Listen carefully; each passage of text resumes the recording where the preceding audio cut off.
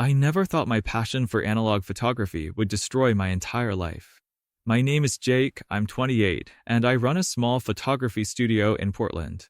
What started as developing a simple roll of film has turned into the most terrifying experience of my existence, and I'm still not sure if I'm losing my mind or if the world is far more twisted than I ever imagined.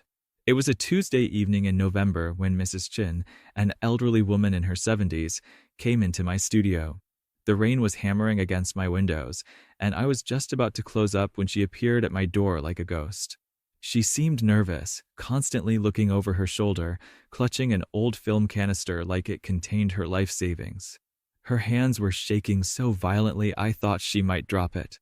"I need this developed urgently," she whispered, her accent thick with worry. "But promise me you won't look at the photos until I come back tomorrow. This is very important. You must not look." The way she emphasized those words sent chills down my spine. I found her request odd but agreed anyway. Customers had strange requests all the time. Wedding photos they wanted kept secret until the ceremony, surprise party documentation, even evidence for divorce proceedings. What I didn't know was that this single roll of film would unravel a conspiracy that had been hidden for 30 years and force me to question everything I thought I knew about reality itself. That night, around 11 p.m., curiosity got the better of me. I kept staring at that canister sitting on my desk, wondering what could be so important that an old lady would venture out in a storm just to get it developed. The reasonable part of my brain told me to wait, but the photographer in me was dying to see what secrets that film held. I developed the film in my darkroom, watching the images slowly appear in the developer solution under the red light. The chemical smell was stronger than usual that night, almost nauseating. The first few photos seemed innocent enough. Old family gatherings, birthday parties, children playing in what looked like the early 1990s based on their clothing and the image quality. There was something nostalgic about them, like looking at someone else's cherished memories. But then I saw photo number 7 and my blood ran cold. It showed a young girl, maybe 8 years old, tied to a chair in what appeared to be a concrete basement. Her eyes were wide with absolute terror, and there was silver duct tape over her mouth. She was wearing a pink dress with small flowers on it, and I could see tear stains on her cheeks.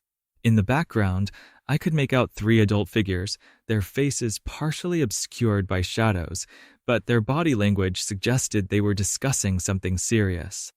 My hands trembled as I developed the next photo, my heart pounding so hard I could hear it over the ventilation fan. Same girl, same basement, but now one of the adults was clearly visible. I recognized him immediately. It was Mayor Patterson, our current city mayor, but he looked about 30 years younger. His hair was dark instead of gray, and he was wearing a suit that screamed early 1990s fashion. The 8th photo was even worse. It showed the mayor holding what appeared to be a newspaper dated March 15th, 1994. I recognized this date because it was when little Emma Rodriguez went missing from a playground just 6 blocks from where my studio now stands. The case had never been solved, becoming one of Portland's most notorious cold cases. Every year on the anniversary, the local news would run a segment asking for any new information. I couldn't breathe. My chest felt tight, and I had to grip the counter to steady myself. I was holding evidence of a kidnapping that happened 3 decades ago, and our current mayor, the man who had just won re-election on a platform of child safety, was involved. But the 9th photo changed everything again. In this image, I could see all 3 adults clearly under what must have been better lighting. Mayor Patterson, a woman I didn't recognize with short blonde hair and cold eyes, and Mrs. Chin. But here's what made my skin crawl. She looked exactly the same age as she did when she walked into my studio today. Not a day older. Same wrinkles, same hair, same everything. It was as if she had been frozen in time for 30 years. That's when I noticed something else that made my legs give out from under me. In the reflection of a cracked mirror hanging on the basement wall, I could see a 4th person taking the photos. The photographer's face was partially visible in the reflection, and I felt my world collapse around me like a house of cards. It was my father. My father, who supposedly died in a car accident when I was 12, who I remembered as a gentle man who taught me everything about photography and developing film in our makeshift darkroom in the garage. The same father whose old cameras and equipment I had inherited and used to build my business. The father I had mourned for 16 years. I stumbled backward, knocking over bottles of chemicals, the acrid smell filling my nostrils as developer and fixer mixed on the floor. My mind was racing, trying to process what I was seeing. How was this possible? Mrs. Chin looked identical to how she looked 30 years ago. And why did my father, my supposedly dead father, have these photos? Why was he there during what appeared to be a kidnapping?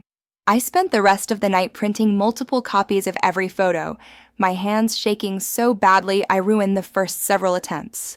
I needed answers, so I did something incredibly stupid. At 2 a.m., I called the number Mrs. Chin had written on the back of her business card. "You developed them, didn't you?" she said before I could even speak. Her voice was completely different now, colder, more calculated, with an underlying authority that made my blood freeze. "Who are you?" I whispered into the phone, looking around my studio as if she might materialize from the shadows. "Come to Pier 47 tomorrow at midnight. Come alone and bring all the photos and negatives. If you involve the police, more children will disappear. If you don't show up, you'll join your father in whatever hell he's found himself in." The line went dead, leaving me with nothing but the dial tone and the sound of my own panicked breathing. I spent the next day researching everything I could find about Emma Rodriguez's disappearance, diving deep into newspaper archives and police reports that had been digitized. What I discovered made everything even more confusing and terrifying. Emma Rodriguez was found alive 2 weeks after her disappearance, completely unharmed, with no memory of what happened to her. She claimed she had been sleeping the entire time and couldn't remember anything between leaving the playground and waking up in her own bed. The police had found her story suspicious, but medical examinations showed no signs of trauma, abuse, or drugs in her system. She appeared to be in perfect health, even better than before her disappearance. Her parents were so grateful to have her back that they moved across the country within a month, wanting to start fresh somewhere that wouldn't remind them of the nightmare. But here's where it gets absolutely insane. Emma Rodriguez never left Portland. I discovered that she's now 38 years old and works as Detective Emma Rodriguez in our police department. I've seen her around town hundreds of times over the years and never made the connection to the missing child case. She handles most of the city's cases involving missing children, and she has the highest success rate in the department's history. That evening, I made copies of everything and left them with my lawyer in a sealed envelope with strict instructions to open them if anything happened to me. I also wrote a detailed letter explaining everything I had discovered, though reading it back, it sounded like the ravings of a madman. Then I drove to Pier 47, my hands gripping the steering wheel so tightly my knuckles were white. The pier was shrouded in fog, the kind of thick, unnatural fog that Portland is famous for. Mrs. Chin was waiting for me at the end of the pier, but she wasn't alone. Mayor Patterson was there, looking absolutely terrified, his face pale and drawn. Detective Emma Rodriguez stood beside him, her hand resting on her service weapon. But the fourth person made my legs give out completely. It was my father, alive, looking exactly the same as he did in 1994, exactly the same as he looked in my childhood memories. "Hello, son," he said, his voice exactly as I remembered it, warm, familiar, but now tinged with something I couldn't identify. Sadness? Regret? "I'm sorry you had to find out this way. I never wanted you to be involved in this." I couldn't speak. I couldn't move. My brain was short-circuiting, trying to process what I was seeing. This was impossible. I had been to his funeral. I had watched them lower his casket into the ground. I had visited his grave every year on his birthday. "Your father isn't dead, Jake," Mrs. Chin said, and as she spoke, she began removing what I now realized was an incredibly sophisticated mask. Underneath was a face I didn't recognize, angular, almost geometrically perfect, with eyes that seemed to hold depths I couldn't fathom. The features were definitely humanoid, but there was something fundamentally different about them, something that made my primitive brain scream danger. What the hell is going on? I managed to croak, my voice barely above a whisper. Detective Rodriguez stepped forward, and I noticed for the first time that her movements were too fluid, too precise, like a dancer who had practiced the same routine for decades. Jake, I know this is overwhelming, but you need to understand something crucial. We're not from here. We've been studying human behavior and protecting this city for decades, and occasionally, we need to intervene when children are in danger from forces beyond human understanding. Emma was never kidnapped in the traditional sense, my father explained, his familiar voice coming from this impossible situation. She was dying of an aggressive form of leukemia that human medicine couldn't treat. We took her, used our technology to heal her completely, and returned her with carefully implanted memories of sleeping peacefully. The photos you found were documentation of our intervention process. We're what you might call guardians, the creature that had been disguising itself as Mrs. Chin continued, its voice now carrying harmonics that human vocal cords couldn't produce. We've been protecting the city's children for over a century. Your father joined us willingly after we saved you from drowning when you were 5. Do you remember that day at Crystal Lake? I did remember. It was one of my earliest clear memories. I had fallen through thin ice while skating, and everyone said it was a miracle I survived with no lasting effects. The water had been freezing, and I should have died from hypothermia within minutes. My father had supposedly pulled me out, but the details were always fuzzy dreamlike. People said I was underwater for at least 10 minutes, but I came out breathing normally, completely unharmed. The car accident was staged, my father said softly, and I could see genuine pain in his eyes.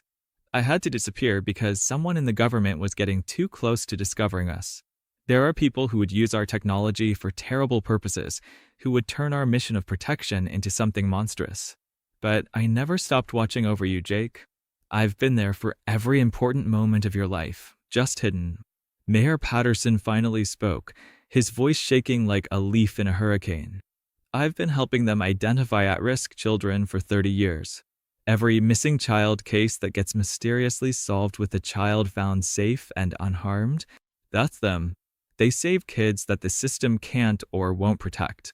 Children who are being abused, who have terminal illnesses, who are targeted by things far worse than human monsters. But why reveal this now? I asked, my mind still reeling from everything I was hearing. Why break cover after all these years? The disguised creature's expression grew grave, and suddenly the temperature around us seems to drop 10 degrees. Because there's something coming. Something that's been hunting us across different worlds, different dimensions. It feeds on human children, specifically on their terror and pain, and it's almost here. We've been tracking it for months as it moves through realities, leaving dead worlds in its wake. Your help. Detective Rodriguez pulled out a folder thick with documents and photographs. 17 children in the city are currently being targeted. We've been tracking the entity for months, but it's getting smarter, more elusive. It's learned to disguise itself perfectly as humans, and our usual detection methods aren't working. Your photography equipment, combined with your inherited abilities, might be the only way to expose it before it strikes. What inherited abilities?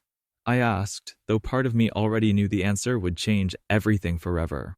My father reached into his jacket and pulled out a camera, not just any camera, but one that looked like it was made from materials not of this world. The metal seemed to shift and flow like liquid mercury, and there were symbols etched into its surface that hurt to look at directly. You have a gift, Jake. The same gift your father has, the creature said. You can see through any disguise, any illusion, any deception. That's why the photos appeared so clearly to you when you developed them. Most humans would have seen nothing but shadows and indistinct shapes. Your mind automatically processes truth, even when reality has been manipulated. I looked at these beings, these guardians, who had been protecting our city in secret for decades. My father, alive, but no longer entirely human. Detective Rodriguez, a child they had saved who grew up to help them save others. Mayor Patterson, a man who had sacrificed his political future to be part of something larger than himself. If I help you, I said slowly, if I do this, what happens to my life? My business? Everything I've built. That depends, my father said, on whether you can handle the truth about what you really are. He handed me a small mirror with the same otherworldly properties as the camera. In the reflection, I saw my own face, but my eyes were glowing with the same inhuman light I had seen in theirs. As I watched, my features began to shift subtly, revealing something ancient and otherworldly underneath the human facade I had worn my entire life. The drowning didn't just save your life, son. It changed you, activated dormant genetics that had been waiting for the right trigger. You've been one of us all along, and you never knew it. Your mother was one of us too. That's why she died so young. She used up her life force protecting you during a previous incursion. I stared at my reflection, watching as my human features slowly shifted, revealing the truth I had been blind to for 28 years. Everything I thought I knew about myself, about my life, about reality itself, crumbled in that moment like sand castles before a tsunami. The creature that had been Mrs. Chen handed me the otherworldly camera, and the moment my fingers touched its surface, I felt power thrumming through my hands like electricity. The entity will strike tomorrow night during the school carnival at Lincoln Elementary. Hundreds of children will be there, and it will try to take as many as it can to feed its endless hunger. This camera can capture its true form and bind it long enough for us to destroy it, but you'll only get one shot. Miss, and those children are gone forever, and this world will be added to its collection of dead realities. As I held the otherworldly camera, feeling its power resonating with something deep inside my DNA, I realized that everything I thought I wanted, a normal life, a simple business, human relationships, was about to disappear forever. The comfortable lie I had been living was over. But 17 children's lives hung in the balance, and possibly the fate of our entire world. The question that haunts me now, as I prepare for tomorrow night with abilities I'm only beginning to understand, is this: if you discovered that everything you believed about yourself and your family was a lie, but accepting the truth meant you could save innocent lives and possibly prevent the end of the world, would you take that step into the unknown? And if you found out that the monsters hiding in plain sight were actually the good guys, and you were one of them, would you be brave enough to embrace what you really are? What would you do?